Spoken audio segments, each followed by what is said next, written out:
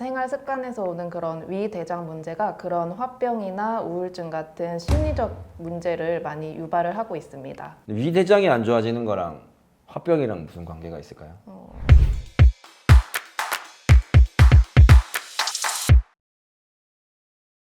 안녕하십니까. 설명한의원 대표원장 안지명입니다. 안녕하십니까. 설명한의원 목동점 원장 이푸른입니다.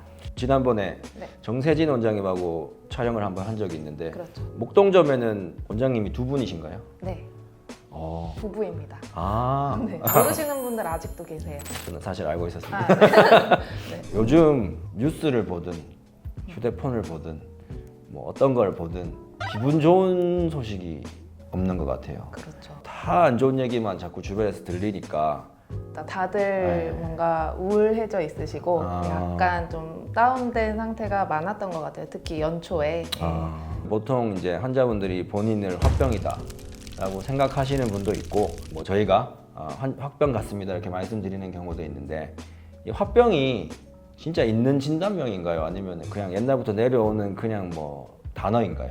화병은 사실은 예전에는 아예 정신과학 진료 편람에 아예 나와 있는 진단명이긴 했어요. 근데 지금은 이제 어떤 한 부류로 빠져서 약간 기타 질환 이렇게 설명은 되고 있고요. 한국 특유의 질환으로 알려져 있습니다. 그러면 화병이 요즘에 한의원에 굉장히 많아지는 게 요즘에 현대인들이 갖고 있는 특징이 화병을 좀 많이 만들어낸다 이런 연관성은 없을까요? 그것도 있죠. 일단 배달 음식 너무 많이 시켜 드시고 있고 특히 젊은 분들 중에서도 자기는 뭐 소화가 갑자기 안 돼서 오셨다 이렇게 말씀하시는데 사실 맥진해보고 복진해보고 여러 가지 다른 어떤 증상들이 있는지 상담을 해보면 아 이분은 그냥 단순 소화제만 들여서 나을 분은 아니다 이런 생각이 들곤 하거든요. 그래서 생활 습관에서 오는 그런 위대장 문제가 그런 화병이나 우울증 같은 심리적 문제를 많이 유발을 하고 있습니다.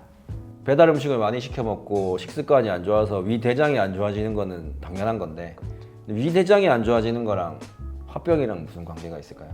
일단은 요새는 장뇌축이라는 축에 대한 연구가 많이 이루어지고 있는데요. 꼭 뇌 문제가 심리적인 문제를 발생하는 것뿐만 아니라 장애 문제 또한 그것과 연관이 많다고 보는 것이고요.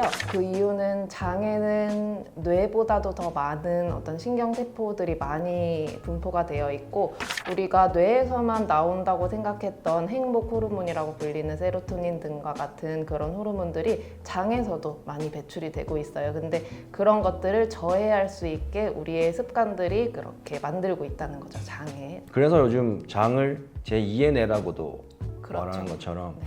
장 상태가 이 뇌를 이렇게 컨트롤하고 있다라는 의견도 있다고 합니다. 이제 학계에서 지금 말씀하셨던 것처럼 뭐 신경세포라든지 호르몬이라든지 이런 것들이 장에 있을 거라고는 뭐 과거까지는 상상을 해본 적이 없는데 요즘은 그런 것들이 연구로 많이 밝혀지고 있고 그걸 생각해 보면 우리가 뭔가 많이 집중을 해야 된다 아니면 뭐 어떤 일을 한다 할 때 그 전에 음식이 만약에 기름진 음식을 먹는다거나 밀가루가 많은 음식을 먹었을 때 집중력이 확 떨어지고 뭔가 의욕도 떨어지고 그리고 짜증이 막 나는 경우가 많았는데 그게 그냥 단순히 내가 몸이 안 좋아서 그렇구나 라고 생각했다면 지금의 결과들을 이제 종합해 보면 장에 안 좋은 음식들이 들어가면서 장내 미생물들의 움직임을 굉장히 떨어뜨리고 유해균들이 활성화시키게 만들어지면서 이제 이 장내축을 통해 가지고 뇌를 컨트롤해서 이 뇌 자체도 기분이 다운되고 문제가 일어나게 만든다라고 볼 수 있을 것 같습니다. 그렇습니다. 뇌와 장과의 그 연관성은 서로 되게 많이 주고받는 것 같아요. 우리가 스트레스 받으면 스트레스 호르몬이 이렇게 나오면서 그 장내에 있는 정상적인 세균들, 되게 유익균들 그런 것들도 다 많이 죽는다고 연구가 많이 이루어져 있어요. 그래서 우리가 스트레스를 사람들이 주는데 어떻게 안 받아요? 내가 받고 싶어서 받는 것도 아닌데 이렇게 말씀하실 수 있어요. 그래서 그런 마음적인 부분들을 스스로 컨트롤하기엔 어려워도 우리가 먹는 것이나 생활 습관이나 이런 거는 어느 정도는 교정을 할 수 있잖아요. 저희 마음대로. 그래서 그 부분이라도 하나하나 컨트롤을 할 수 있으면 좋을 것 같습니다.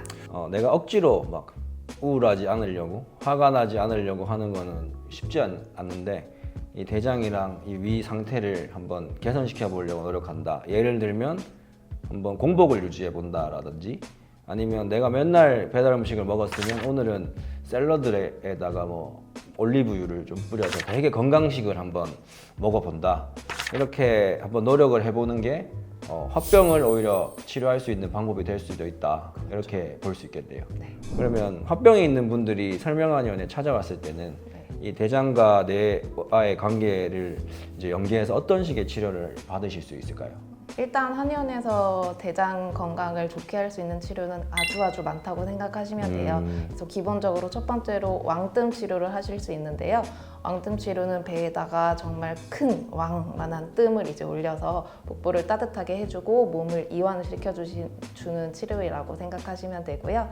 그 다음에 저희 설명한의원에서는 이제 대장에 대해서 특화적으로 연구를 하고 있어서 대장의 기능 자체를 좋게 만들어줄 수 있는 대장환이라는 것을 이번에 출시를 해서 그런 부분들도 다 처방을 받으실 수가 있습니다. 한의학이 제가 생각했을 때 가장 좀 자랑스러운 것은 전 세계 의학 중에서 대장이나 대변에 대해서 이렇게 많이 세분화시켜서 나눠서 연구를 수백 년간에 걸쳐서 한 의학이 있을까 싶을 정도로 재밌게 얘기하면 똥에 집중하고 있는 의학이다라고도 할 정도로 이제 대장 쪽에 관심을 많이 갖고 있는 분야인데 거기에 보면은 동의보감에 대변분만 해도 약이 수백 가지 이상이 나오거든요. 그 중에서 이런 약들을 먹으니까 이런 약재를 사용하니까 대장 상태가 좋아지더라라는 경험적인 이제 처방과 그리고 발효 기술, 이제 발효 식품이 대장에 들어가면은 장내 미생물의 다양성을 활성화시킵니다.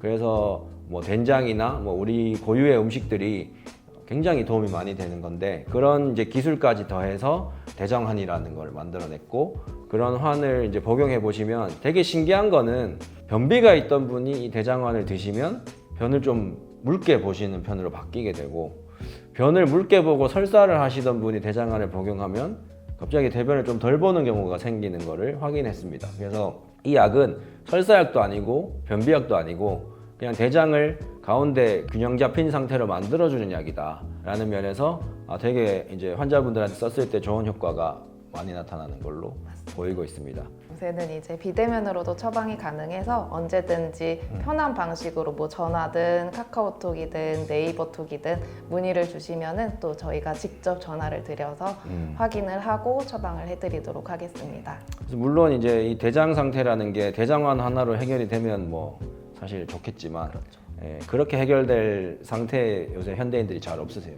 그래서 저희는 이제 약침 다 똑같은 약을 쓰는 게 아니라 뭐 영지든 지황이든 산화질소든 저희가 이제 이 환자분의 상태에 따른 처방에 맞는 약침 치료를 해서 대장 상태를 변화시켜서 실제로 이 대장의 상태를 좋아지게 하기 위함도 있지만 이걸 통해서 자율신경계를 안정시키고 그리고 불면증이 있으면 불면증, 화병이 있으면 화병 그리고 뭐 공황장애까지 다 효과를 보이고 있기 때문에 여러 가지 면에서 이제 이 대장과 뇌 그리고 자율신경계에 대한 치료를 같이 하고 있습니다. 좀 열 많이 받고 오늘 요즘에 스트레스 많이 받는 현대인들한테 마지막으로 원장님 한번 하실 말씀 좀 해주시면 좋을 것 같습니다.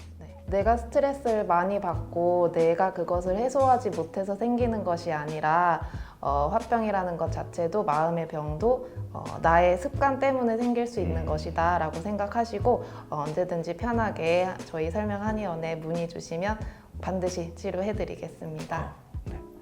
너무 좋은 말씀 감사합니다. 네, 네, 감사합니다. 여기까지 하겠습니다. 감사합니다.